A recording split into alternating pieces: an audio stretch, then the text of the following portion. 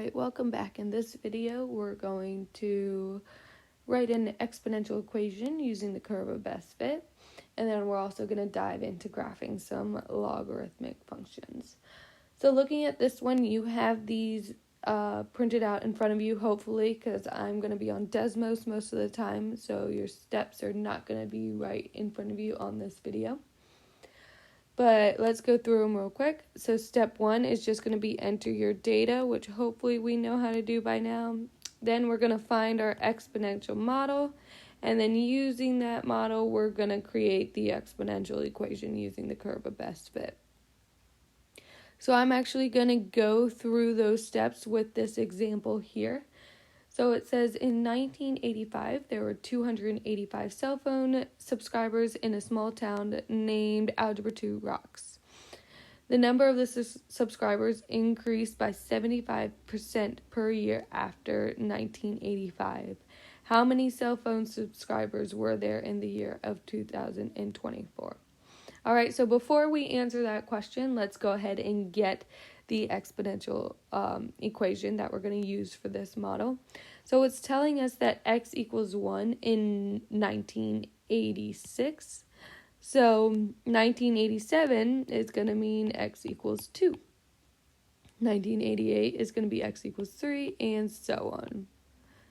6, 7, 8, 9. So I suggest when you're typing this data into Desmos, you use those numbers instead of the year.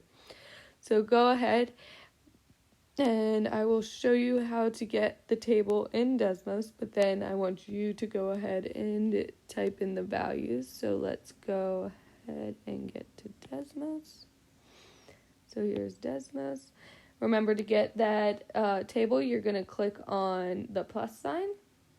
You're then going to hit on table, and now make sure you have x1 and y1 at the top, and now you can type in all of your values. Alright, so hopefully you have all your values typed into a table like I do here. Step 2 is going to be find your exponential model. So in order to do that, you're going to click on a new box, and you're going to type in our exponential model, which is going to be y1 squiggly. Alright, AB raised to the x1. Once you have that, you're going to click on log mode, and all of this should be right in front of you on your notes. And we get our graph here. Alright, so now it gives us that A is 284.67. and B is 1.75. So how we would write our exponential equation is taking those numbers. You would have y equals 284.67, and then B is 1.75, and then this is an exponential equation, so that's going to be raised to the x. That model is actually going to help us solve that question that was at the bottom of the note. So let's go back to the notes. Seems to be it. So we're going back to the notes, and we're going to solve this problem. So here it says how many cell phone subscribers will be in the year 2024. So if 1986 is x equals 1, 2024 is going to be x equals 39. All right, so we have x equals 39, and we have our exponential equation, which is again 284.95 times 1.75 raised to the x. And we're trying to solve for when x equals 39. So we're going to plug that right into the model that we created. Okay, so 1.75. And now instead of x, we're going to put 39 here. That is a big number, so I suggest plugging that into Desmos or a calculator to get your answer, and in the end you should get y equals 8.5753639 288 times 10 to the 11th power. Whew.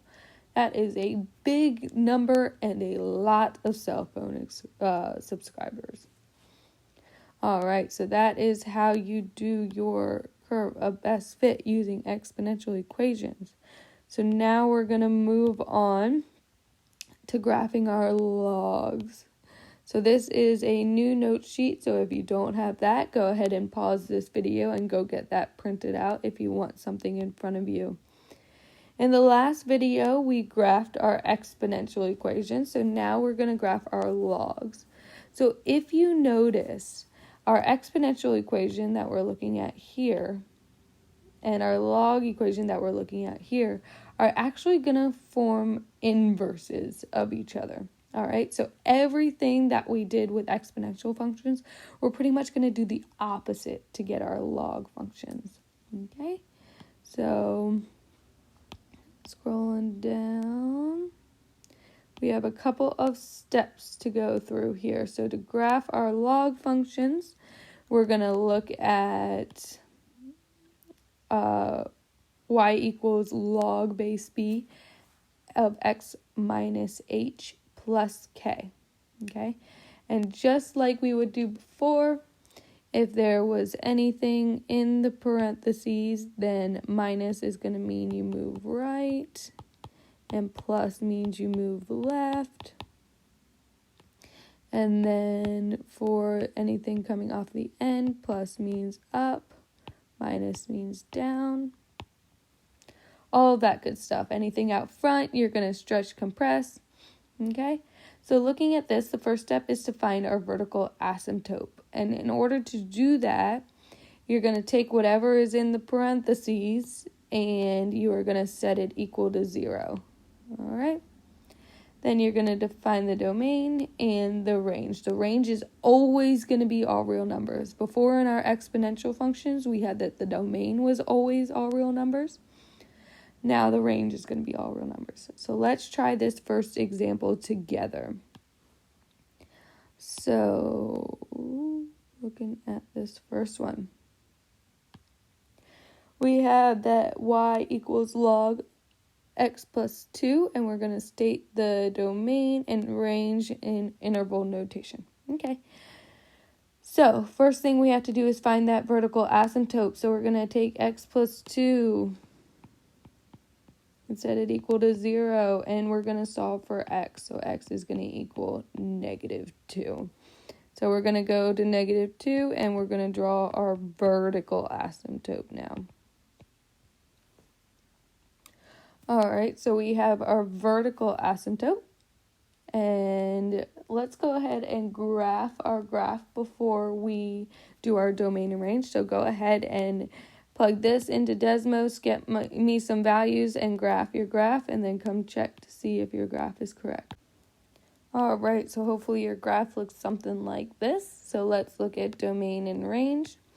So remember, for range, we said that it's always going to be all real numbers. So it's always going to be -infinity to infinity, because we're going to hit all of those y values, all right? Even though this is going to go up, it's going to go up very slowly, and it's actually going to hit all of our y values, all right? So now we have to look at the domain. So we're looking at our x-axis. Our x-axis, we are never going to hit anything over here because of that vertical asymptote.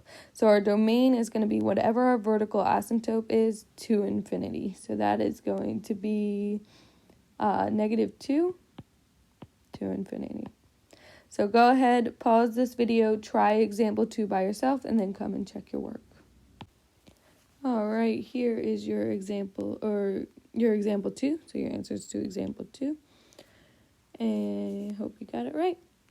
So let's go ahead and look at number 3. So scrolling down at example number 3. If you are not able to type this base into Desmos, then all you have to do, because it is a fraction, is you can do 2 things. Either you can convert it into a decimal and you're good to go, or you can use the over dx button in Desmos, and it'll give you the fraction. So let's look at that real quick. So if we go to Desmos and we're typing in y equals, and then we want our log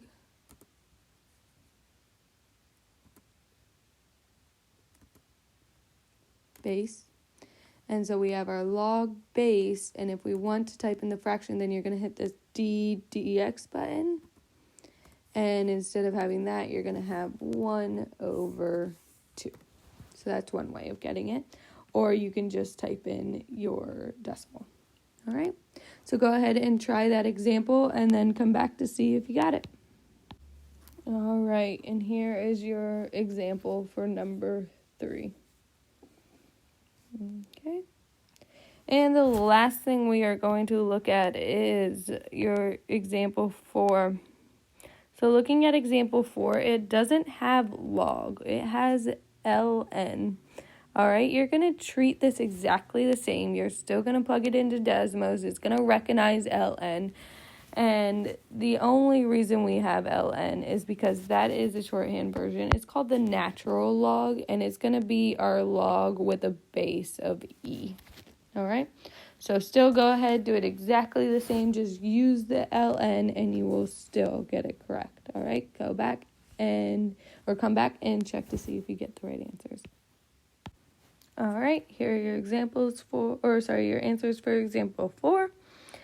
And the last bit is our just recognizing which one a logarithmic function would be. So let's see if we can recognize that. So it looks like the first one is obviously not an exponential, so we can get rid of that one. B, maybe. C is definitely not, a logarithmic function. So between B and D, so it looks like it's going to be B, because D is going to be our exponential function. All right, thanks for watching.